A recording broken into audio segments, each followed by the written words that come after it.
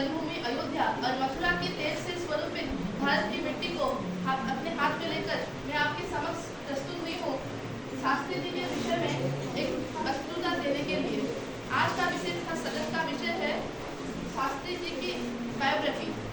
यहाँ ऊपर उपस्थित सारे आदरणीय और माननीयों के पाव लगतानी और हमारे विद्यालय के सारे बच्चों को हमारा सादर नमस्कार।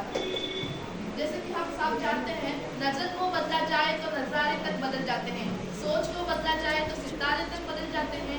कश्तियों को बदलने की जरूरत नहीं होती, केवल दिशा को बदलने से किनारे अपने आप बदल जाते हैं। कुछ ऐसे ही दिशा से हमारे भारत के लिए हमारे दूसरे प्रधानमंत्री श्री लाल बहादुर शास्त्री जी, जैसे कि मेरे भाई ने उनके बारे में बहुत कुछ बताया कि उन्होंने जय जवान जय किसान का नारा दिया था।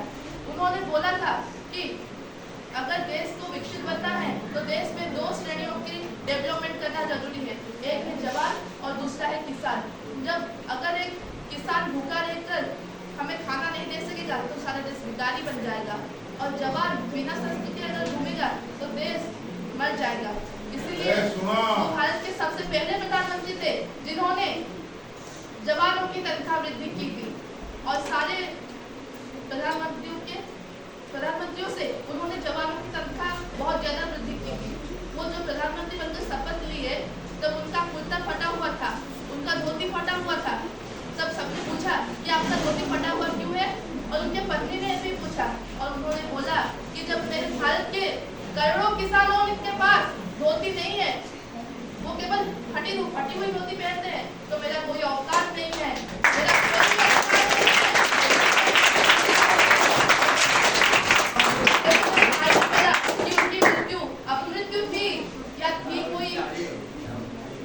कोई साजिश जिसे हमें किसी को पता नहीं है, लेकिन मुझे पता है उनकी मृत्यु कैसे हुई।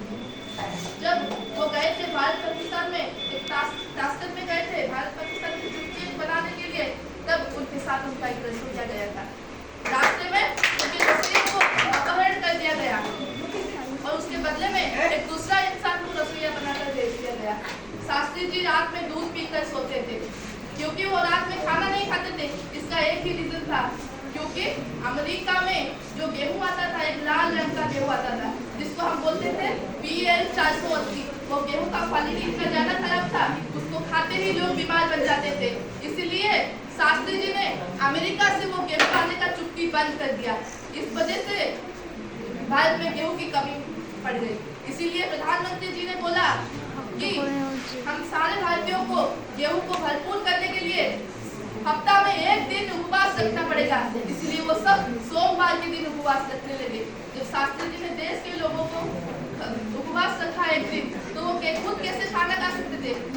उसी वजह से वो शाम को खाना नहीं खाते थे और बोलते थे कि हमें गेहूं अगर हम बचा लेंगे तो अमेरिका से सम्मान से हमें भूखा मरना मंजूर है। उसी वजह से वो रात में जब दूध पीकर सो गए तो उनको दूध में जहर दे दिया गया। लोग बोलते हैं कि वो हार्ट अटैक से मर गए, लेकिन ये झूठ है, क्योंकि उनकी बीपी नॉर्मल थी, उनको शुगर था ही नहीं, उनकी कोलेस्ट्रॉल भी नॉर्मल थी। वो जब गए थे तो उनका टेस्ट हुआ था, वो टेस्ट का रिपोर्ट दिल्ली में दर्ज है। मैंने भी ऑनलाइन देखा था कि उनकी सारी रिपोर्ट नॉर्मल थी। लेकिन अगर एक व्यक्ति का सारी रिपोर्ट नॉर्मल होगा तो वो अचानक रात में कैसे मर सकता है? उन्होंने बोला था, भारत कोई भूमि का टुकड़ा नहीं है, भारत एक जीता जागता राष्ट्रपुरुष है। ये बंधन की धरती है, अभिनंदन की धरती है, ये अर्पण की भूमि है, ये दर्पण की भूमि है। इसका नदी हमारे लिए गंगा है, इसका कंकड़ हमारे लिए संकट है। हम जिएंगे भी इस भारत के लिए और मरेंगे भी इस भारत के लिए।